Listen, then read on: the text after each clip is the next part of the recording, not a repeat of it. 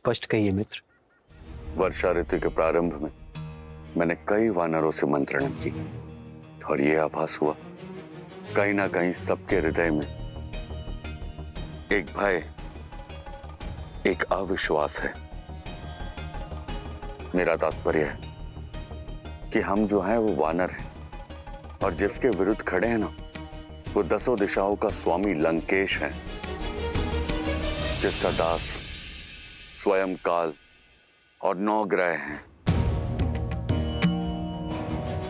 मुझे विश्वास है कि हनुमान जी माता सीता को ढूंढ ही लेंगे, किंतु प्रभु उसके पश्चात क्या? यदि हमने माता सीता को खोज भी लिया तो रावण का सामना हम कैसे करेंगे?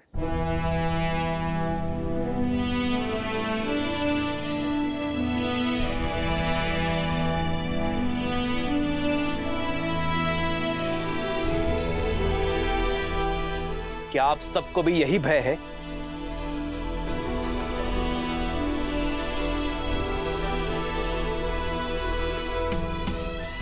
महाराज सुग्रीव की शंका उचित है श्री राम। अब भला वानर सेना और राक्षस सेना में क्या समानता? युद्ध और मित्रता समान बलशालियों में होती है श्री राम।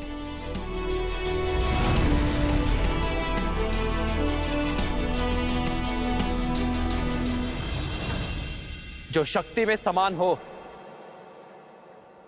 उसमें कभी युद्ध होता ही नहीं है।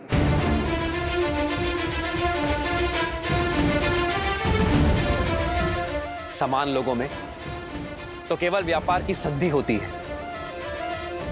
और आप सभी अपने जीवन में पहली बार नहीं कर रहे हैं। आप तो अपने जीवन में ये सब कर चुके हैं। वन में कोई नरभक्षी सिंह, कोई हिंसक बाघ यदि आपके घरों पर आक्रमण कर दे तो आप ये सोचकर मौन नहीं होते कि वो आपसे अधिक शक्तिशाली है, बल्कि उनके आक्रमण का डटकर उत्तर देते हैं। पर रावण से हम क्यों युद्ध करें? उसने हमारा कोई अनिष्ट नहीं किया है।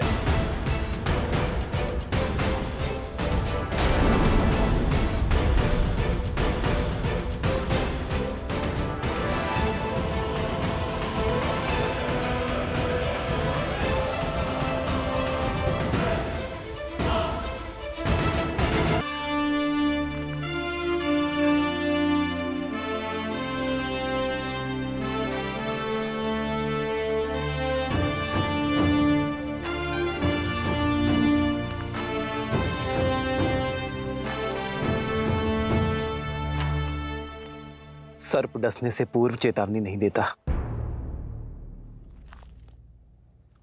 रावण वन की वो अग्नि है जिसने आज मेरा घर जलाया है और कल आपके घर तक पहुंचेगी। वर्षा ऋतु के पूर्व हम अन्न और भोजन का भंडार करते हैं, स्वयं को आने वाले संकट से बचाने के लिए। इस भविष्य का सबसे बड़ा संकट रावण है, पाप की वो ज्वाला जिसे केवल युद्ध से परास्त किया जा सकता है। इसलिए नहीं कि रावण ने मेरी सीता का हरण किया, बल्कि इसलिए कि भविष्य में कोई भी अपने बल का प्रयोग करके आपकी माता, आपकी पत्नी या आपकी पुत्री का हरण ना कर सके। युद्ध घृणा और शत्रुता के लिए लड़ा जाता है, परंतु यह युद्ध लड़ा जाना चाहिए प्रेम के लिए, मित्रता के लिए। जुड़िए इस सेना से। नर और वानर मिलकर पाप की उस लंका को ध्वस्त कर सकते हैं, और सिद्ध कीजिए कि वानर के पग केवल वृक्षों पर चढ़ने के लिए ही नहीं, बल्कि सीता को ढूंढने के लिए, समस्त आर्यवर्त को नाप लेने में और अधर्म को कुचलने के लिए भी सज्ज है। रावण के पास यदि अपार बल और शक्ति है तो आपकी गति और युक्ति का भी कोई तोड़ नहीं। आपके पास वो निश्चय है जिसे ना प्रकृति की बाधा तोड़ सकती है और ना ही शत्रु का भय। आपके पास आपका मित्र है, आपका सखा राम है।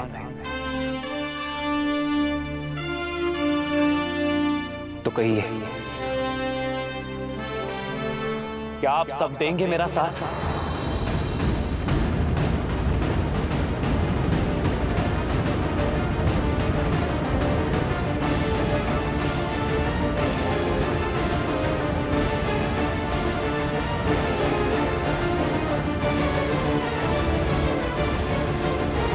स्वयं को श्रेष्ठ सिद्ध करने का उस संसार के समक्ष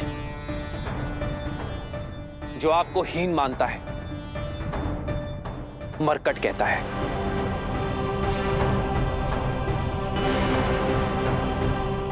पर मैं आपको विवश नहीं करूंगा कि मैंने वानर राज की सहायता की है, तो आपको भी करनी पड़ेगी। यदि रावण के भय के कारण आपके मन में संदेह है तो मत जाइए, पर यदि आप में से कोई भी मेरे भय से यहां है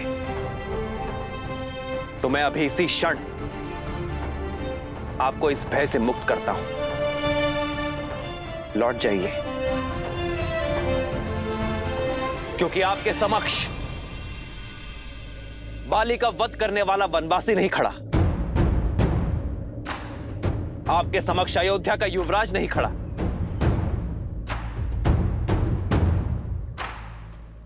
आपके समक्ष खड़ा है एक मित्र जो अधर्म का संहार करने हेतु अपने वानर मित्रों की सहायता चाहता है।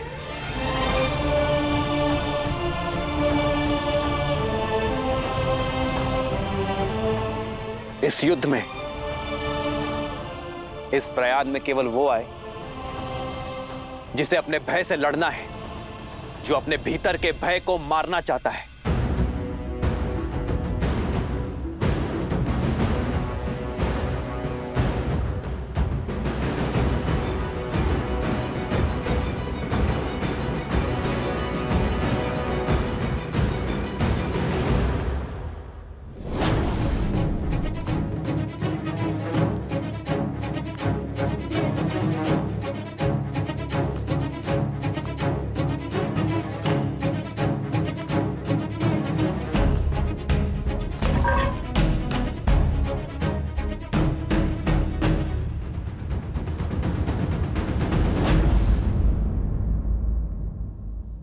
मैं दूंगा आपका साथ।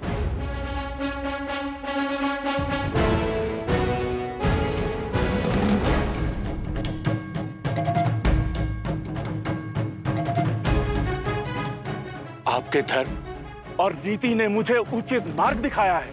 आपके पराक्रम की कथाओं ने हमें निडर बनाया है। वचन देता हूं श्री राम, यदि 1 माह के भीतर माता सीता को नहीं खोज पाया तो आपको कभी अपना मुख नहीं दिखाऊंगा।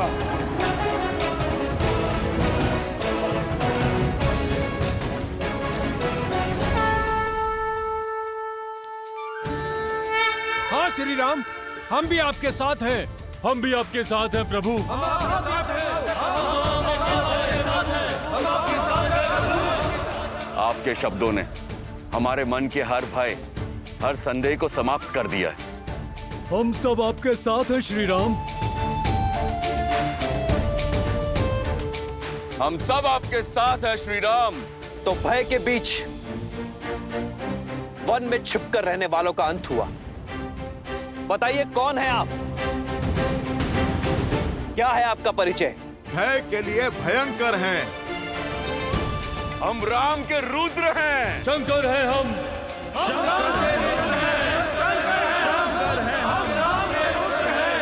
जय श्री राम। जय श्री राम। जय श्री राम। जय श्री राम। जय श्री राम। जय श्री राम। मार्ग में जितने भी वानर साथी मिले, सबको इस महायुद्ध में सम्मिलित होने का मेरा आदेश देंगे और उन्हें प्रशिक्षण के लिए यहां भेजेंगे। मैं अपना कर्म पूरी निष्ठा से निभाऊंगा। आज्ञा दीजिए प्रभु।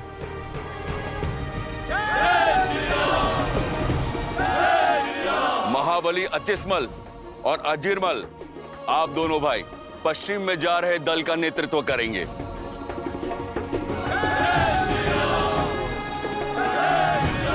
वर्षल महाबल, आप अपने दल को लेकर उत्तर की ओर जाएंगे। किंतु महाराज सुग्रीव, रावण देवी सीता का हरण कर उत्तर में नहीं ले गया होगा, क्योंकि अयोध्या उत्तर में ही तो है। रावण जैसे मायावी असुरों की कपट लीला, अस्त और अंत हमारी समझ से परे है। हमें हर ओर, हर दिशा में खोज करनी होगी।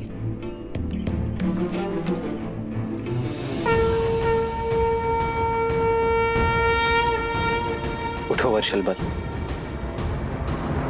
जब तुम उत्तर दिशा की ओर जाओगे तो मेरे भाई भरत का समाचार अवश्य लेकर आना। कैसा है वो, कैसी है मेरी अयोध्या, मेरी 3 माताएं, ये मैं जानना चाहूंगा वर्षलबल। और हाँ, स्मरण रखना कि तुम्हारे आने की भरत या किसी भी अयोध्यावासी को भनक ना लगे, अन्यथा मेरा भरत और मेरी अयोध्या चिंतित हो उठेगी। जो आज्ञा प्रभु।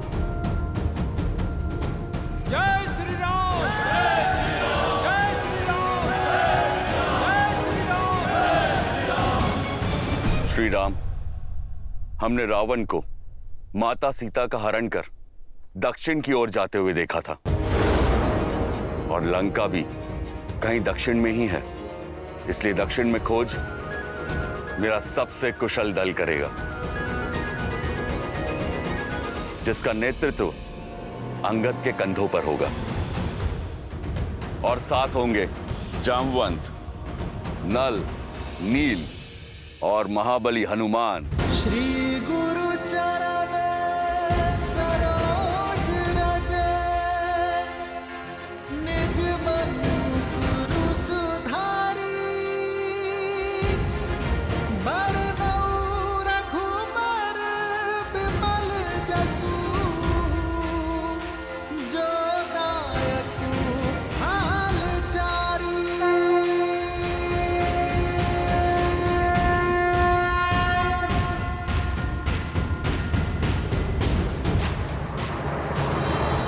हनुमान, तुम्हारे स्पर्श मात्र से तुम्हारे निश्चय का आभास हो गया है मुझे। मुझे पूरा विश्वास है तुम पर कि तुम सीता को खोज मेरे संकट का मोचन करोगे।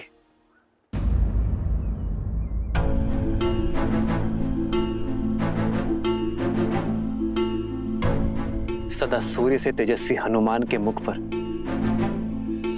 ये चिंता के बादल। प्रभु, कदाचित ये मेरा अंतिम प्रणाम होगा आपको।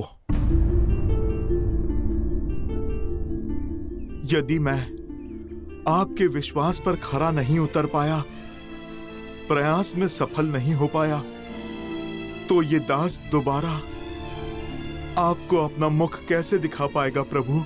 स्वर्ण को जब भी परखो वो खरा ही उतरता है। तुम लौट कर आओगे, ये मेरा विश्वास है हनुमान। इसी विश्वास के साथ हो उतार दिए प्रभु मुद्रिका अपनी, सिया को बताए अपनी संगनी, जाके दीजो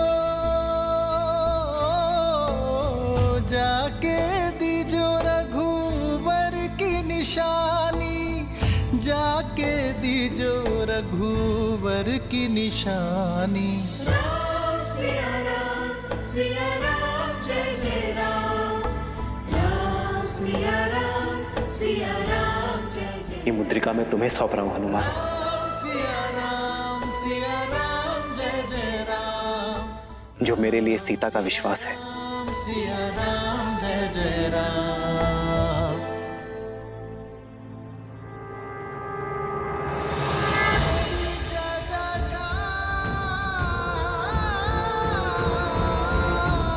सिया राम की जय जयकार। जब सीता मिले तो उसे ही मुद्रिका सौंप देना हनुमान, और उससे कहना कि मिलन की व्याकुलता से मैं भी उतना ही घिरा हूं जिस प्रकार सीता के नेत्रों से वियोग के अश्रु नहीं थम रहे होंगे, उसी प्रकार राम के नेत्रों का बांध भी नहीं रुक रहा है।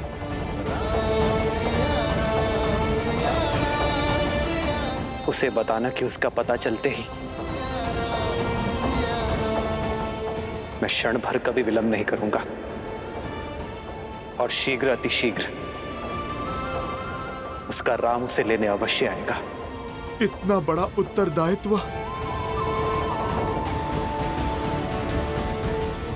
उत्तरदायित्व तो हमें उत्तर देने के योग्य बनाते हैं हनुमान, और हमारे विश्वास से हमारे प्रयास सफल होते हैं। तुम्हें लौटना होगा हनुमान, सीता की सूचना के साथ, क्योंकि यह यात्रा केवल सीता की खोज की नहीं, तुम्हारे स्वयं को खोजने की भी है।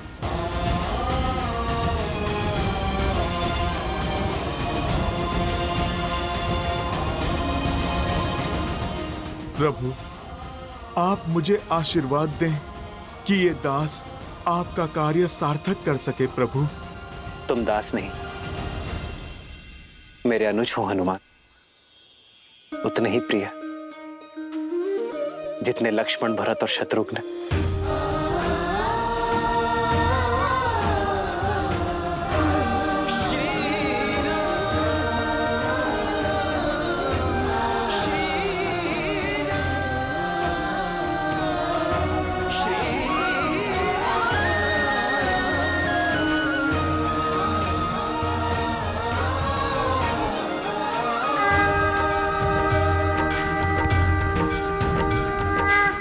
जय श्री राम।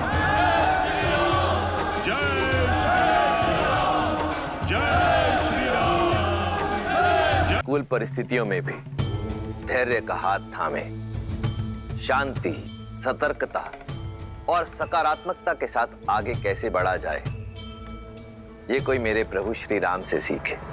किंतु अब तक तो उन्हें ये भी ज्ञात नहीं कि रावण देवी सीता को लेकर कहाँ गया है। क्या उनके ये प्रयास सफल हो पाएंगे महादेव?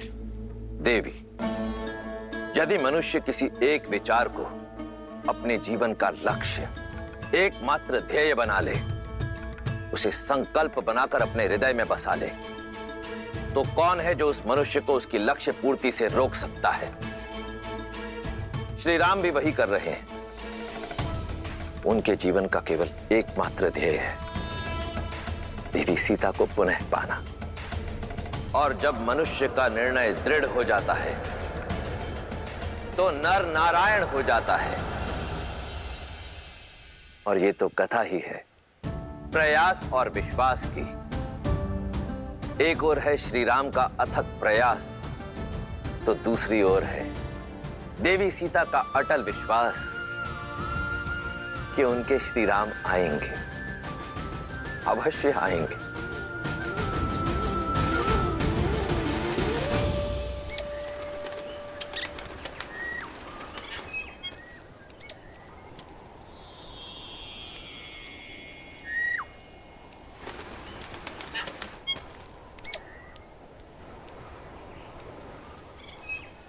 जितना सुंदर रूप उतनी ही मधुर ध्वनि।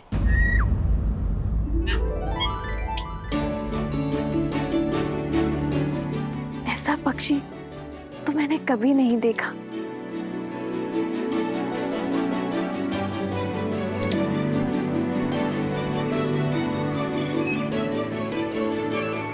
ये तो कोई प्रवासी पक्षी है, किंतु इसने लंका की सीमा में प्रवेश कैसे किया?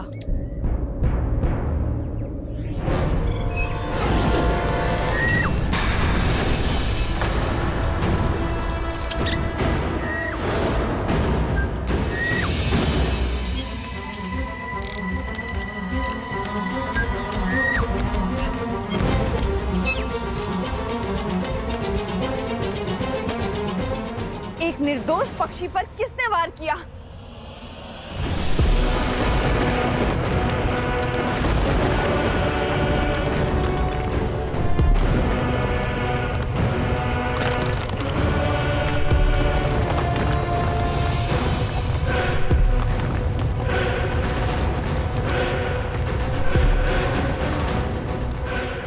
लंकिनी?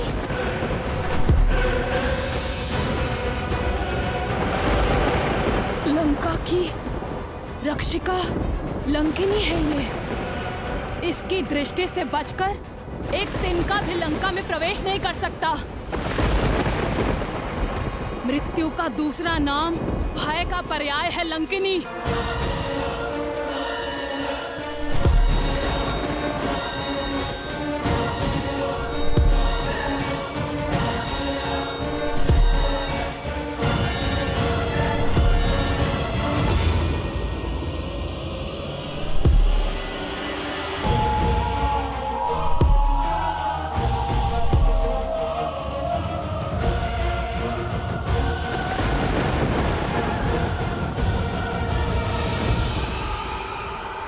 लंका की रक्षिणी लंकिनी को त्रिजटा का प्रणाम।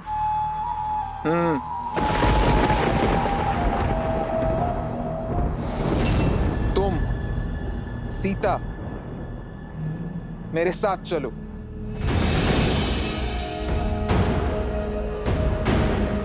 जाओ।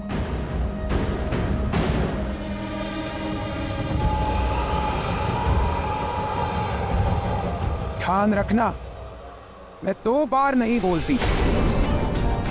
आज्ञा का पालन करो, अन्यथा ऐसे ले जाऊंगी जैसे मिट्टी से सूखी घास का तिनका उखाड़ा जाता है। समझी? अब चलो मेरे साथ।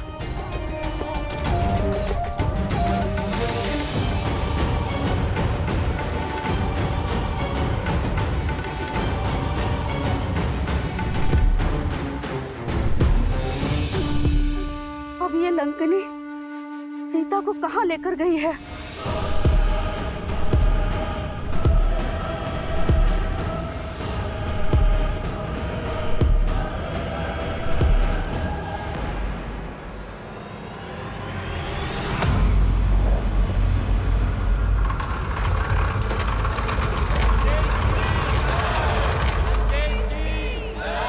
जाओ।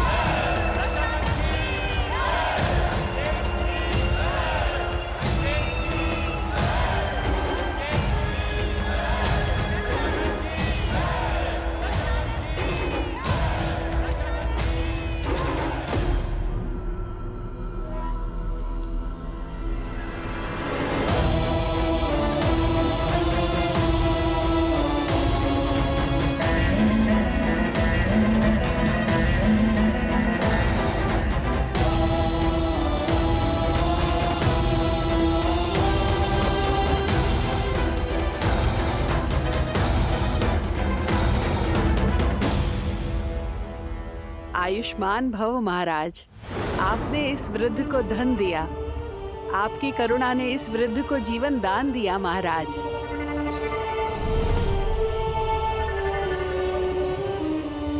लंका की भांति ही आपका भविष्य भी स्वर्णमयी रहे।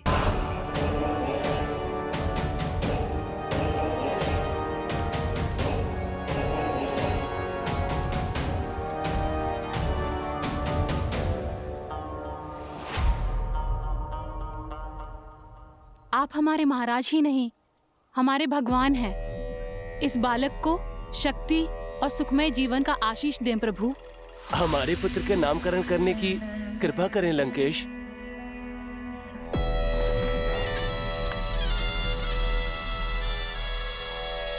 तेज है इसके मुख पर, विलोहित नाम होगा इसका। लंकेश की जय! लंकेश की जय! लंकेश की जय! लंकेश की जय! लंकेश की जय! लंकेश की जय! लंकेश की जय! लंकेश की जय! लंकेश की जय! लंकेश की जय!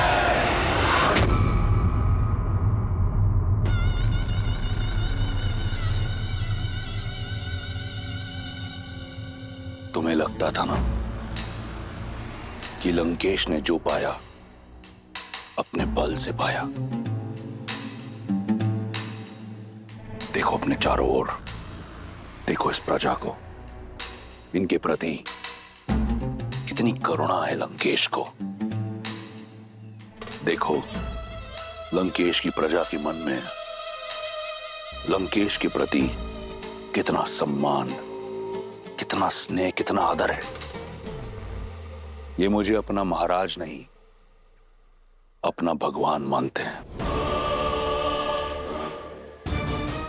क्योंकि मेरे आने से पहले इनके पास कुछ नहीं था, ना बल, ना भोजन, ना स्थल। आज इनके पास सब कुछ है। आज इनके पास रहने को घर है, ये स्वर्ण लंका है, बल है, शक्ति है, और सबसे बड़ी बात, इनके पास इनका सम्मान है। तुम्हारे राम की करुणा ने एक अहिल्या का उद्धार किया है, परंतु मेरी करुणा ने संपूर्ण राक्षस कुल का उद्धार किया है। करुणा उसे शोभा देती है जो शक्तिशाली हो, सक्षम हो। तुम्हारा निष्कासित राम, जिसकी स्वयं की दशा करुण है, जो अपने प्रजा के दायित्व से भाग खड़ा हुआ, वहीं मैं रावण सदा अपनी प्रजा के लिए दृढ़ खड़ा रहा। देखो अपने चारों ओर, यहां ना दारिद्रता है और ना दुख। मेरी प्रजा मेरे लिए प्राण देने को तत्पर है। अब बताओ, क्या मैं करुणामयी रावण उस वनवासी राम से अधिक योग्य नहीं?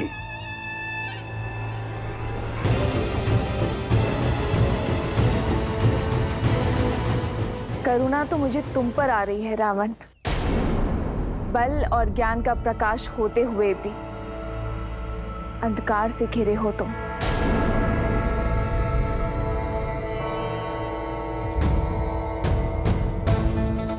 जिन मुख पर उल्लास देख रहे हो, उनकी आंखों के पीछे छिपा भय नहीं देखा तुमने? जिस उद्घोष को निष्ठा की जयकार समझ रहे हो तुम, उसके पीछे छिपे भय की चित्कार नहीं सुने तुमने? भगवान वो नहीं जो दीनों के राजा हो, बल्कि दीनों के बंधु हो। भगवान वो नहीं जिसकी प्रजा उनके सामने भय से सर झुकाए, बल्कि सम्मान में सर झुकाए। भगवान वो नहीं जो अपना दिया गिनवाते हो, बल्कि देते हैं बिना किसी अपेक्षा के। जो अपनी प्रजा में भय नहीं, बल्कि कुछ करने का उत्साह जगाते हैं, वो है मेरे श्री राम। रघुकुल की रीत निभाने के लिए राजधर्म त्याग कर रघुकुल की मर्यादा निभाई। हाँ रावण, मर्यादा। और तुम अपनी तुलना मेरे श्री राम से करने का दुस्साहस कर रहे हो। उस दिन तुम मुझे अपने भीतर का आधा राक्षस दिखा रहे थे ना।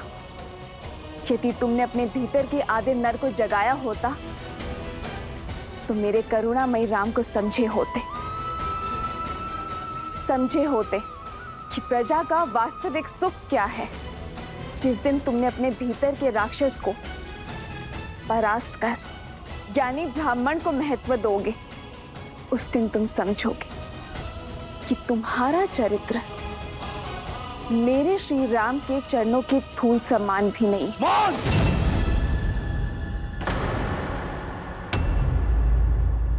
केवल देवताओं की भाषा आती है तुम्हें। आंखें हैं, परंतु रावण की महानता नहीं दिखाई देती।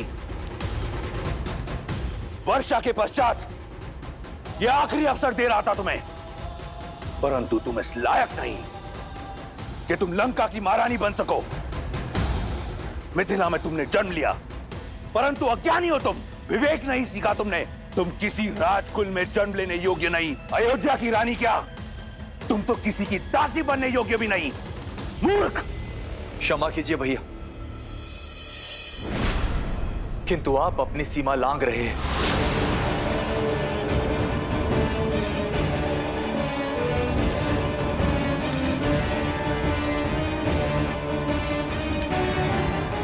क्या कहा तुमने? मैं तो केवल ये कह रहा था कि वो एक स्त्री है, और स्त्री चाहे शत्रुकुल की ही क्यों ना हो, सम्मान की पात्र होती है।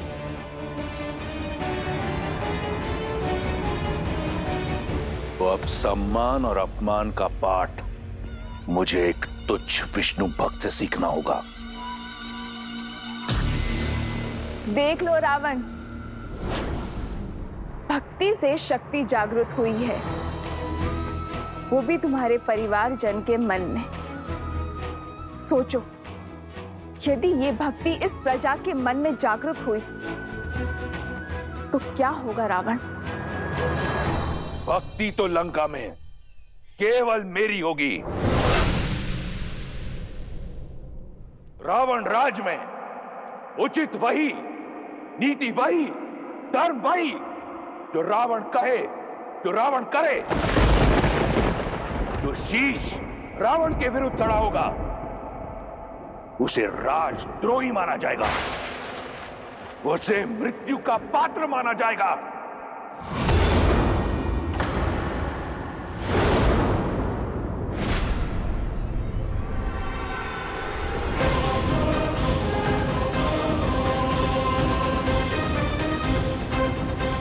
नहीं पिताश्री, ये आपके अनुज हैं, परिवार है, इनके प्राण मत लीजिए।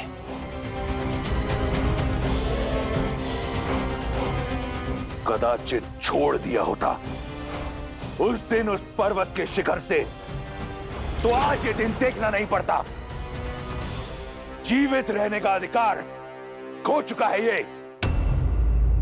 तो ये है लंका का धर्म, लंकेश का न्याय, रावण का राज, जहां केवल रावण का मत उचित, बाकी सब अनुचित। और यदि मंत्री ने मंत्रणा दी तो उसका वध कर दिया जाता है। अभी तो तुम करुणा की दुहाई दे रहे थे, मेरे श्री राम, जो अपने भाइयों के लिए, अपनी प्रजा के लिए जीवन दे सकते हैं। तुम स्वयं अपने हाथों से अपने भाई का जीवन ले रहे हो। यह है तुम्हारी करुणा। करुणा का नाता धैर्य से होता है रावण। एक सच्चा शासक अपनी प्रजा को साथ लेकर चलता है, उनके विचारों का आदर करता है, उनका चित्त, उनका मन हरता है, उनके प्राण नहीं। और जिसे तुम करुणा समझ रहे हो रावण, वो तुम्हारा भय है सब पर।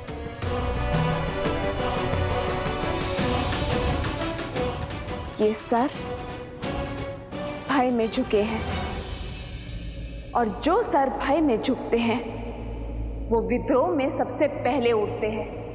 प्रमाण तुम्हारे सामने है।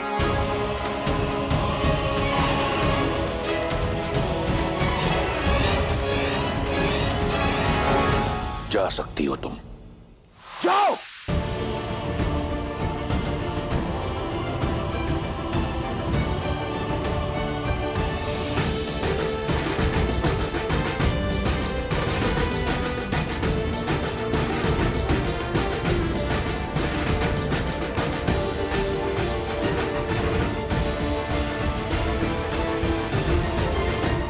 आज तो बच गए, परंतु स्मरण रहे, ये मेरी अंतिम चेतावनी है। अगली बार रावण का भाई होने का गौरव तुम्हारी रक्षा नहीं करेगा। बच तो मैं सच में आज गया भैया। मृत्यु के पास तो मैं तब था जब आपके पापों का मूर्ख दर्शक बना था। भटक गया था अपने धर्म की यात्रा से, आज पुनः लौटकर मार्ग पर आया। उचित कहा था देवी सीता ने, आपका हाथ पकड़कर आपको धर्म के मार्ग की ओर ले जाने के स्थान पर मैं स्वयं कहीं ना कहीं अधर्म के मार्ग पर अग्रसर हो गया भैया। यदि आज भी आपका हाथ ना छोड़ा तो मैं भी कहीं ना कहीं अधर्मी बन जाऊंगा। इसलिए आज से, इसी क्षण से मैं आपके अधर्म का भागीदार नहीं हूं भैया। इसलिए मैं छोड़ रहा हूं आपका साथ, छोड़ रहा हूं ये राजभवन, किंतु लंका का साथ नहीं छोड़ूंगा भैया। और लंका के हित के लिए सदैव ईश्वर से प्रार्थना करता रहूंगा।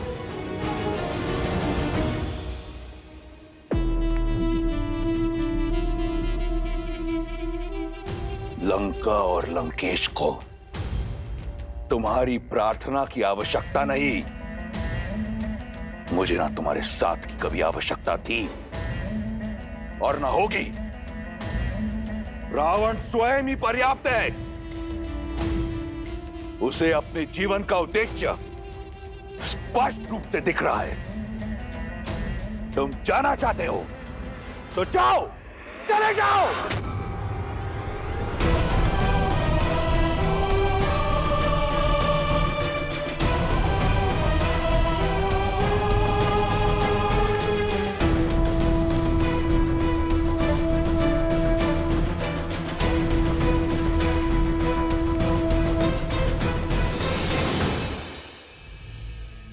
जाते जाते एक भाई का धर्म अवश्य निभाऊंगा।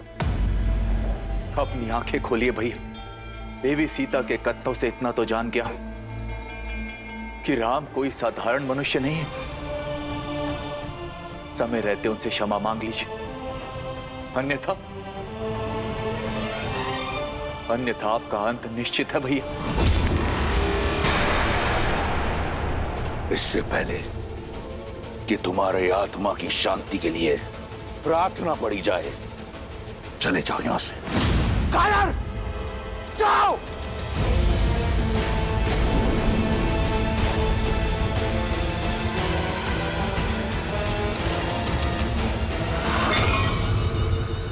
सत्य कहा था विभीषण ने, रावण का अंत उसकी खोज प्रारंभ कर चुका है। किष्किंधा से निकलकर वानर टुकड़ियां देवी सीता की खोज में जुट गई हैं।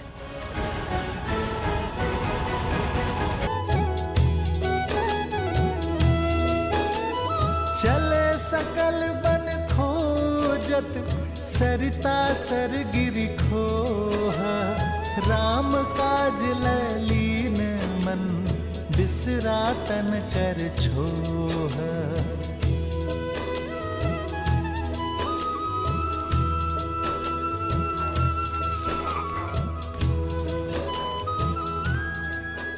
वहीं मेरे श्री राम अनुज लक्ष्मण के साथ वहां आए वानरों का साहस बढ़ा रहे थे।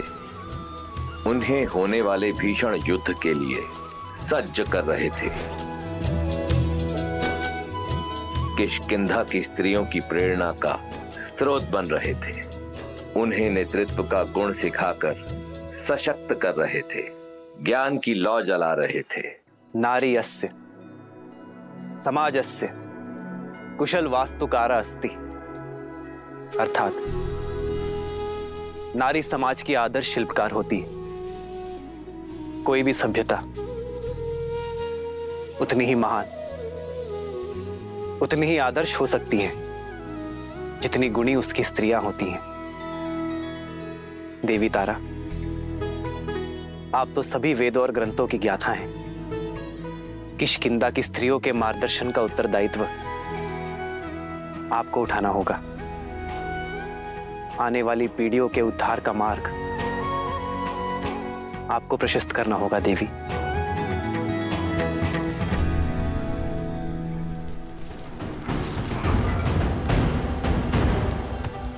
सब में आशा की किरण फूंकने वाले श्री राम के लिए आशा की किरण अभी दूर थी। देवी सीता की खोज में कई टुकड़ियां लौट रही थीं और लक्ष्मण की अधीरता बढ़ती जा रही थी। किसी दिशा में देवी सीता की कोई सूचना नहीं थी।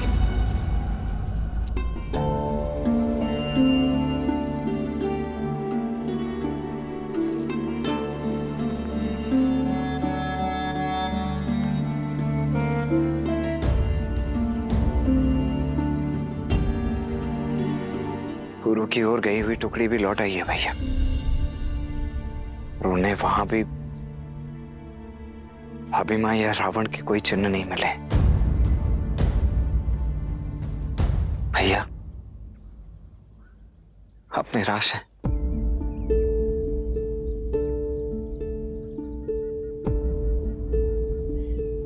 संध्या होने को है लक्ष्मण, दीपक जला दो। जो आ गया भैया।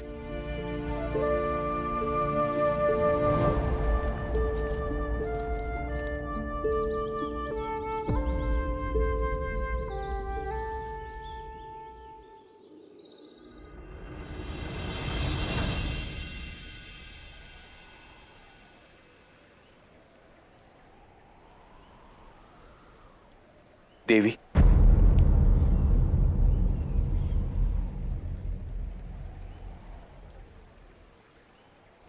सबसे पहले तो मैं अपने भाई रावण के किए के लिए आपसे